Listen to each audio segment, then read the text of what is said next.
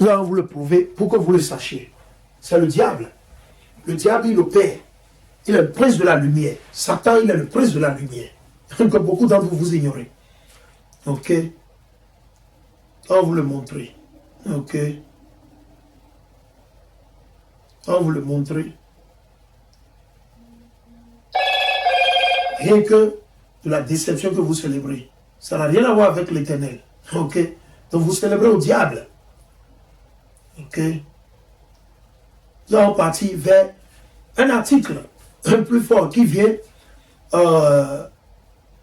de l'Angleterre, si j'ai bonne mémoire. Ok? Ok? Ok? Donc on va vous le montrer. Donc ici, nous sommes sur ce site. C'est comme un journal.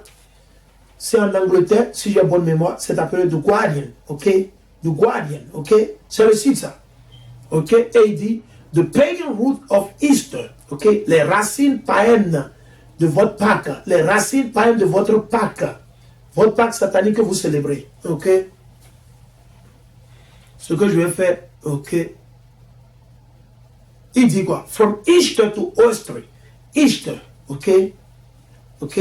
Easter. Parce que quand vous allez en Inde, en Iran, ils adorent les mêmes dieux. Ils ont ces dieux là-bas. Iran, Afghanistan, ils ont tous ces dieux-là.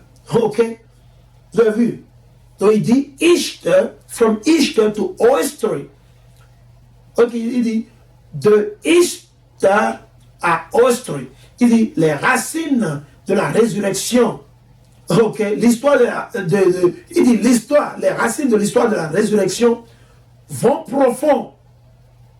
Ok, il dit we should embrace the pagan symbols of Easter. Il dit nous devons embrasser, ok, les symboles païens de Pâques. Isa. Mais vous parlez français, vous réjouissez, vous pensez que blablabla, vous bavardez. Non, man. On va vous le montrer. On va juste lire ce paragraphe. Donc, ce que je vais faire la traduction. Je vais demander à Google de nous faire la traduction. Google, il va nous faire la traduction.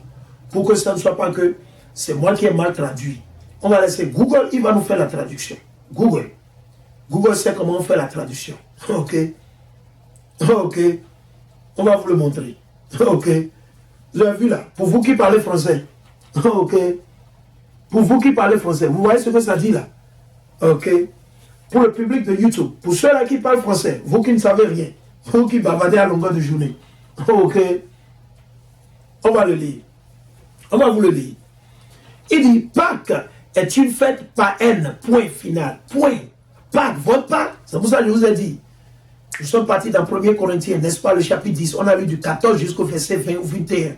Je suis allé dans Deutéronome 32. On a lu le verset 15 jusqu'à 17. Ok. Il dit Pâques est une fête païenne. Si Pâques ne concerne pas vraiment Jésus, Yahavashai, alors de quoi s'agit-il? C'est la question qu'on vous demande, vous les chrétiens.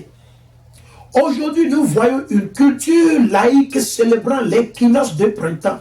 Donc, votre Pâques que vous célébrez, ce n'est rien d'autre que quoi? L'équinoxe de printemps. La déesse de fertilité. C'est ce que vous, les chrétiens, vous célébrez. Vous êtes exposés maintenant. Vous êtes mis à nu petit à petit. Pourtant, beaucoup d'entre vous, vous n'allez pas avertir vos frères, vos parents, vos grands-parents, vos cousines, vos tantes. Vous n'allez pas parce que vous êtes méchants et méchants. Parce que vous les détestez. Parce que si vous ne les détestez pas, vous devez partager ces vidéos. Vous devez partager mes vidéos, ces édifications et ces paroles, ces préceptes que j'ai lus avec vos bien-aimés, vos parents, pour les avertir, pour leur permettre de délivrer leurs âmes. Mais beaucoup d'entre vous, vous n'allez pas le faire à cause des émotions, des sentiments. Si vous regardez les sentiments, les émotions, parce que c'est votre frère, votre mère, c'est ma cousine, blablabla, vous ne pouvez pas servir l'Éternel. Vous ne pouvez pas rentrer dans le royaume de Dieu. Ok? Vous ne pouvez pas rentrer dans le royaume de Dieu. C'est impossible. Vous ne pouvez pas aimer votre frère ou bien votre soeur ou votre enfant, votre fille, votre garçon, votre maman, votre grand-père, plus que Mashiach, plus que l'Éternel. Non, c'est impossible. La parole de Dieu, la vérité doit être le sujet numéro 1. Nous allons continuer. Pâques est une fête païenne. Païenne veut dire satanique. Si Pâques ne concerne pas vraiment Jésus, ok, alors de quoi s'agit-il? Point d'interrogation. Ok. On va colorer juste la partie pour vous le montrer. Pour que ça ne soit pas que c'est moi qui suis en train de concocter quoi que ce soit. Je ne concocte rien. Ok? Je suis juste en train de vous lire ce que nous avons pris. Chez les docteurs, les professeurs, ceux-là qui étudient, ceux-là qui ont écrit des articles avec les preuves historiques. Ok? Il dit, aujourd'hui, nous voyons une culture laïque célébrant l'équinoxe de printemps, tandis que la culture religieuse célèbre la résurrection. Ok, il dit, la culture célèbre la résurrection. Ce n'est même pas la résurrection. Quelle résurrection? C'est la délivrance de la nation d'Israël qui signifie en même temps quoi? La mort du Fils de l'Éternel, Hamashiach. Ok, parce qu'il est le premier des fruits. Ok, il dit cependant, le christianisme primitif a fait une acceptation pragmatique des anciennes pratiques païennes. Qu'est-ce qu'il a dit? Il dit cependant, le christianisme primitif, à travers qui? Constantine. Pour ceux qui ne savent pas l'histoire, Constantine, ok, a fait une acceptation pragmatique des anciennes pratiques païennes dont nous jouissons pour la plupart aujourd'hui à Pâques. L'histoire symbolique générale de la mort du Fils en parenthèse soleil, vous avez vu, idolâtrie, soleil, c'est en parenthèse, vous avez vu, il vous le met là, c'est pas moi qui l'ai écrit. Il dit soleil sur une croix, la constellation de la croix du sud et de sa renaissance surmontant les pouvoirs des ténèbres était une histoire bien usée dans le monde antique, c'est-à-dire avant Jésus-Christ. Votre Pâques était déjà célébré avant Jésus-Christ. Antique, il fait recours à qui? À Nimrod. À Nimrod. Avant que la nation d'Israël ne soit même établie. On parle de Genèse. Quand vous allez dans Genèse, la tour de Babel, c'était Nimrod qui était le cheptain. C'était un Éthiopien, un Couchaïte, selon la Bible. La nation d'Israël est apparue à partir du livre de quoi? De quoi? Vous allez voir les 12 tribus. À partir de Genèse. Genèse 27 jusqu'à Exode et etc. N'est-ce pas? Donc il dit, était une histoire bien usée dans le monde antique. Il avait aussi beaucoup de sauveurs ressuscités parallèles et rivaux. Donc ça n'a rien à voir avec l'Éternel. Avec le passage de l'Éternel. Ok? Alors nous allons repartir verset 12. Ok? Pour voir ce que comment est-ce qu'on dit? Les docteurs, les professeurs, ils ont dit par rapport à cette fête, à ce jour que vous célébrez. La même chose, on vous l'a dit, vous célébrez votre décembre, 27 décembre que vous célébrez à qui? Au diable, au démon. Hamashiach n'est pas né le 25 décembre. Celui que vous appelez ignoramment Jésus-Christ n'est pas né le 25 décembre. Ok? Jesus Christ, he was not born on December. He was never born on December 25 or 25th. Understand that? Il n'était pas né. Ok? Il n'était pas né. Ok? Allons, on va vous le montrer. Nous allons demander à Google de nous traduire un peu ceci. Nous allons continuer à lire pour permettre à beaucoup de comprendre. Ok? Et il faut faire la recherche. Il ne faut pas juste croire parce qu'il faut croire. Vous n'avez pas besoin de prendre ce que moi. Allez faire vos recherches vous-même. Il faut faire vos recherches à base de la Bible. Donc nous allons le lire. Je vais continuer. Toujours l'article. Il dit, la déesse, donc votre Pâques s'attribue à une déesse et non à l'éternel Yahweh. Et non à notre Dieu, le Dieu d'Abraham, d'Isaac et de Jacob. Parce qu'il n'est pas le Dieu des idoles. Non. Et il n'est point le Dieu des morts. Ok? Mais le Dieu des vivants. Abraham est vivant. Isaac est vivant. Jacob est vivant. Ézéchiel est vivant. Ésaïe est vivant. Jean le Baptiste est vivant. Hamashiach est vivant. Et la liste continue. La déesse sumérienne Inanna ou Ishtar a été pendue nue sur un pied. C'est comme ça que vous avez vu. Comme elle était une déesse. Et ça fait recours comme. C'est pour ça qu'ils vous ont traduit, ils ont mis pendu le mot croix, n'est-ce pas? Ok? C'est là qu'il y a, c'est là qu'il y a. Excusez-moi. Ok? Donc, nous allons continuer. Et a ensuite été ressuscité. La déesse, imaginez. C'est pour ça qu'on vous dit que le christianisme, ce n'est rien que la déception. Les mêmes doctrines, shalom, Shalom, shalom, shalom. More praise to the Most High. Yahweh, Bahashem, Yahushua, Bahashem, Brakakadash. Right? Il dit quoi? Les mêmes trucs qu'on vous a dit dans le christianisme. Il dit quoi?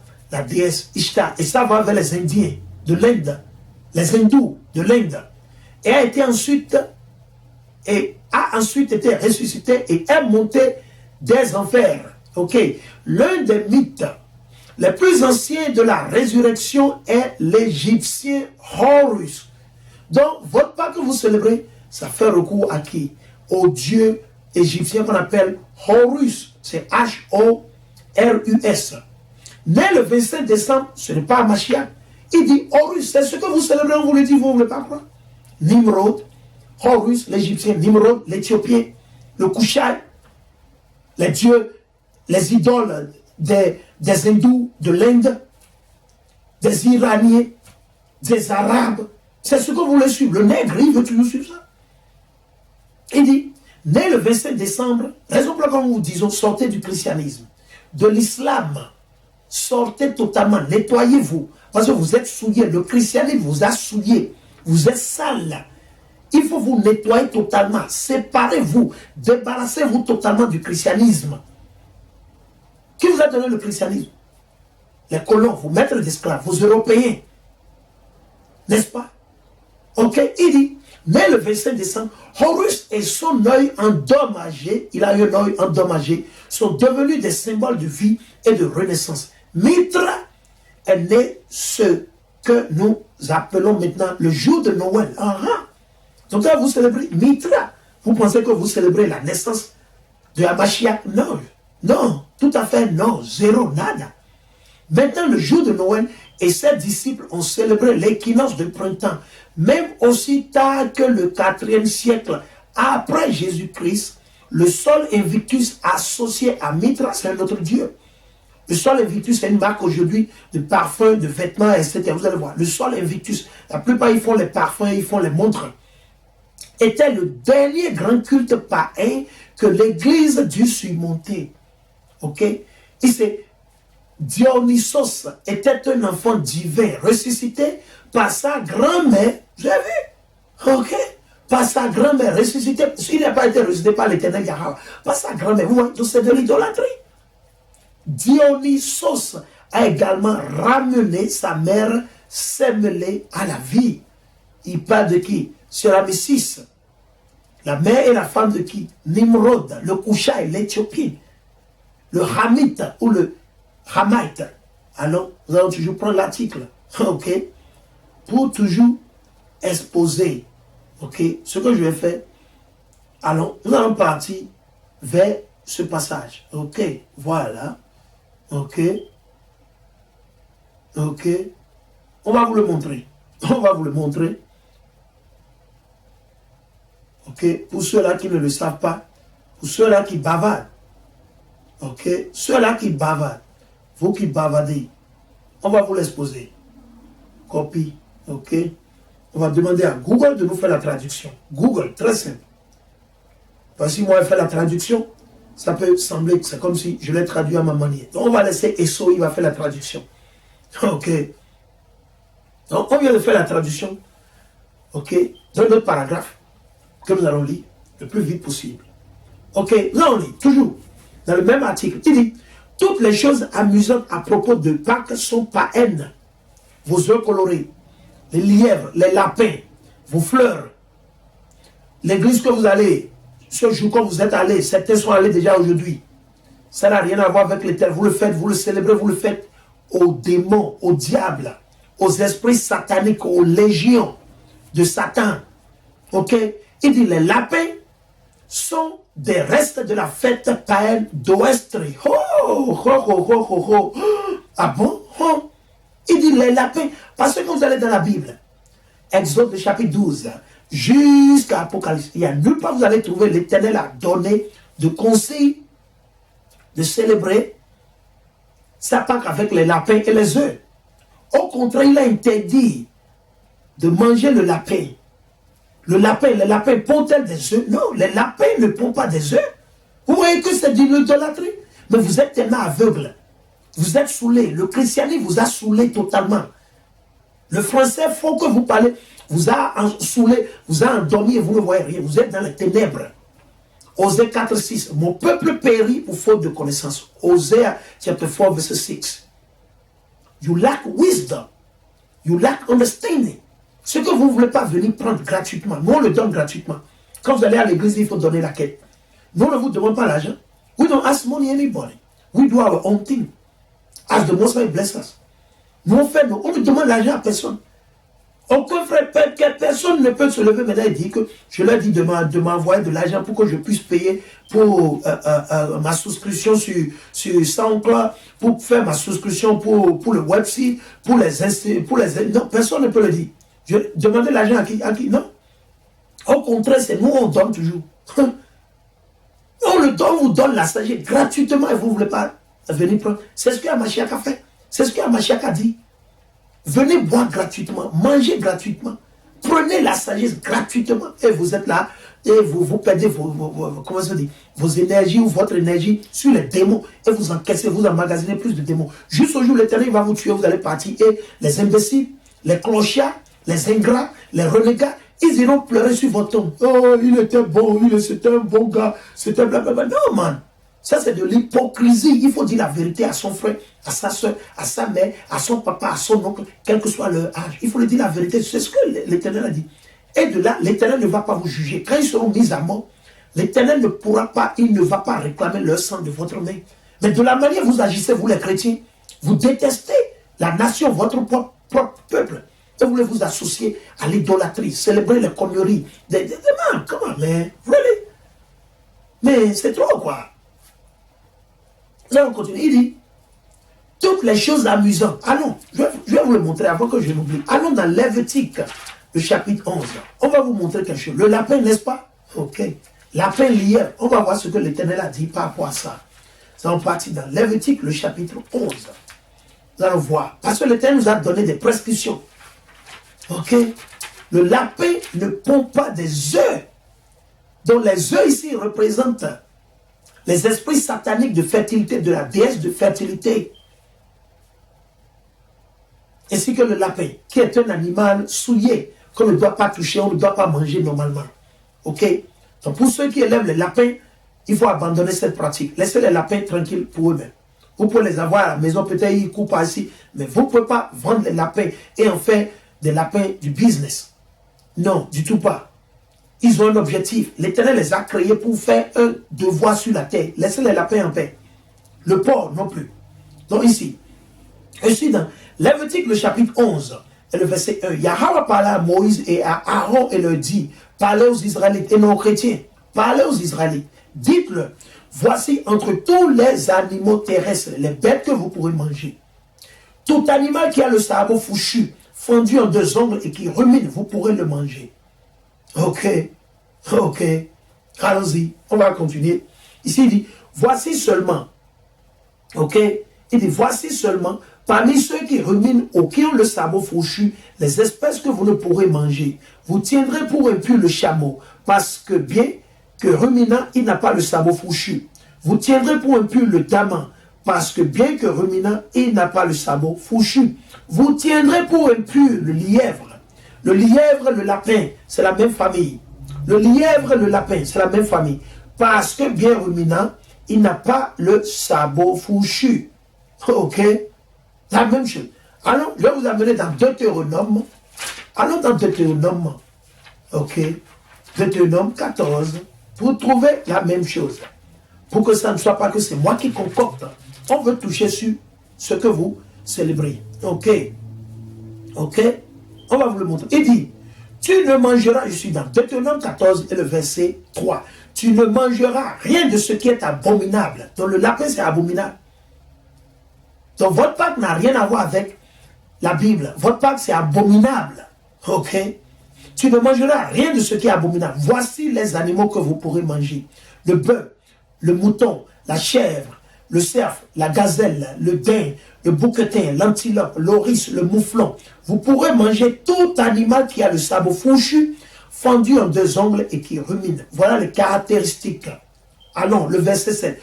Toutefois, parmi les ruminants et parmi les animaux à sabots fourchus et fendus, vous ne pourrez manger ceux-ci, le chameau, le lièvre et le daman. C'est la même famille. Ok, ok. Vous ne pouvez pas les manger. Ok. Il dit, toutefois, parmi les ruminants et parmi les animaux à sabots fourchus et fendus, vous ne pourrez manger ceux-ci, le chameau, la famille des chameaux, dromadaire, ok, le camel, etc. Le lièvre ou le lapin, la même famille, ok, et le daman, qui ruminent mais n'ont pas le sabot fourchu.